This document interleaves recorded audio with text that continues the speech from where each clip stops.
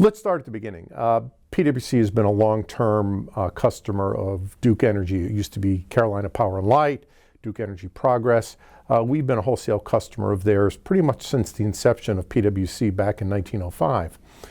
Back in 2012, we started under our current contract, which runs through 2032. However, in that contract, we have the ability to get out of it in 2024. But we have to give Duke notice. So our commissioners, keeping up with their fiduciary responsibility to make sure that we're entered into the best contract for our customers, asked staff to engage some consultants and take a look at what options there might be out there other than the current contract that we were under with Duke. So they took a look at a variety of options. This was a 2-year process to take a look at the energy markets, take a look at all the options, and kind of run through everything. After we went through that analysis, it was determined that we were in the best position to stay with Duke only if they amended the agreement, because the current agreement was not really in what I would call market prices. So we engaged in discussions with Duke. They made some significant concessions in the agreement that are ultimately going to save our customers over $300 million over the next 22 years on that contract. So this is a real big deal for our customers and for PwC. Above and beyond the savings, because we think that this brings us much more in line with market pricing that's out there.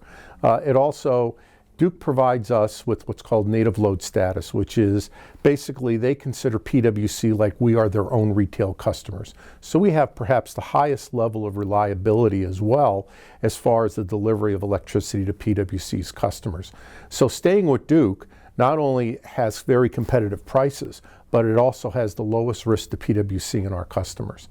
Now, things can happen. We recently had an outage that occurred because Duke had a problem on their system, but that happens. But what we're talking about is some contracts have power that comes from hundreds and if not thousands of miles away, and there's inherent risks in transporting that power over a long distance. So having that native load status from Duke is very important to us. When we entered into contract in 2012, there were a lot of technologies that really weren't mature yet. Things like smart thermostats, things like battery storage. There was a whole lot of new technologies that were out there. And our contract had certain restrictions in it as far as what we can do with our customers to help them conserve energy. So what we did was we took this opportunity, since we were renegotiating the contract, to put in much more flexible language that we can do more offerings and work more with our customers to help them and us conserve, which basically is a win-win. It saves the customers money and it saves PwC money as well.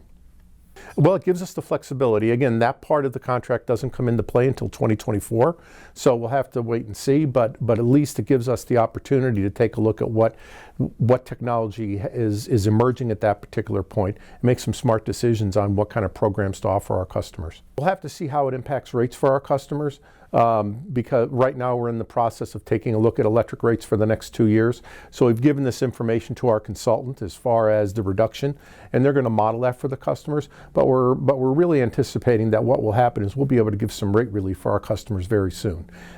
More details to come on that because we're not done with the analysis and the commissioners haven't voted.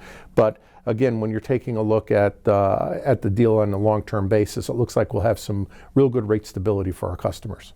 Some more good news is, as you know, we're the only North Carolina municipal utility that owns its own power plant, Butler Warner. That plant was built in the 1970s and has provided millions of dollars of benefits to our customers. Well, under this contract, that's going to continue. This contract basically offers significant savings for us keeping that plant operational and available to Duke Energy going forward. So not only does it preserve the jobs that are out there, which is good for our employees, but it keeps that asset going and it keeps it providing benefits to our customers for the foreseeable future. I just want to thank everybody, all the employees at PwC for all the work that they did. This was, like I said, a 2-year process. It was a lot of work, a lot of negotiations, and our customers can take solace in knowing that they work very hard on their behalf to get this great contract in line.